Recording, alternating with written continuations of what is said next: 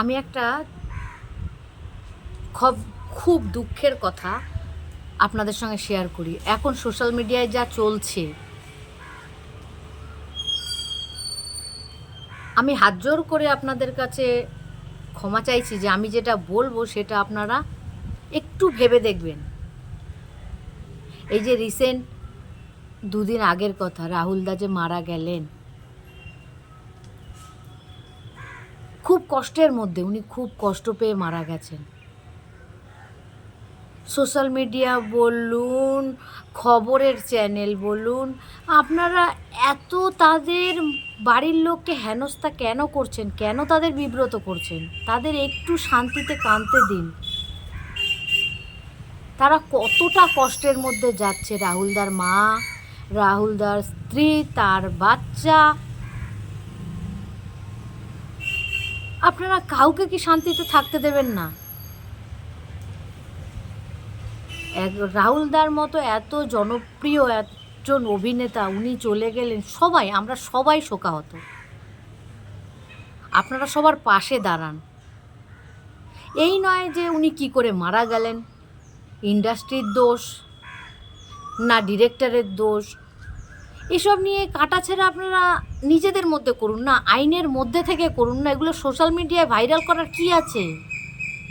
Ultimate আপনারা কিছু করতে পারবেন না। আলটিমেট আপনারা কিছু করতে পারবেন না। অযথা লোককে নানান রকম বিভ্রান্তর মধ্যে ফেলবেন, সত্যি কথা জানাবেন না, কারণ আপনাদের নিজেদের ভাইরাল হতে হবে।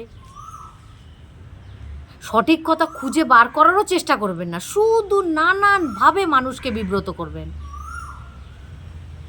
সরি, আমি আবার ক্ষমা চাইছি আপনাদের কাছে। তাদের একটু শান্তিতে থাকতে দিন। যে চলে গেছে সে চলে গেছে। আপনারা এত কাটাছিড়া কেন করেন সব কিছুতে? সব কিছু, কে কোথায় অ্যাক্সিডেন্ট করলো, কার বাড়িতে কি হলো, কেন ভাই? আপনারা নাচ গান নিয়ে থাকুন না। কত কিছু আলোচনার আছে।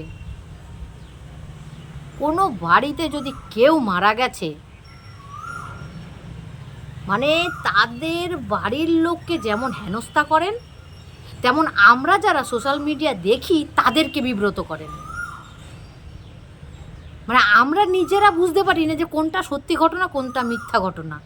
আমরা যদি সোশ্যাল মিডিয়া থেকে কিছু শিখতে না পারি, সঠিক কথা যদি আমরা জানতে না পারি, তা আপনারা কী করছেন? আপনারা নাচ গান নিয়ে থাকুন না, তাদের শান্তিতে থাকতে দিন না।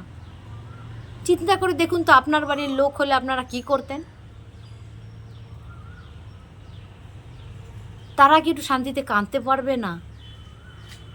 একটা মানুষ তাদের সন্তান, কারো বাবা, কারো স্ত্রী চলে গেছে, সব সময় আপনারা মুখের সামনে ঘুরঘুর ঘুরঘুর ঘুরঘুর করছেন, তাদের কেমন লাগে? আমার খারাপ লাগলো, আমি তাই বললাম। এতে আপনাদের যা মনে আসে তাই আমাকে বলতে পারেন, কিচ্ছু বলার নেই।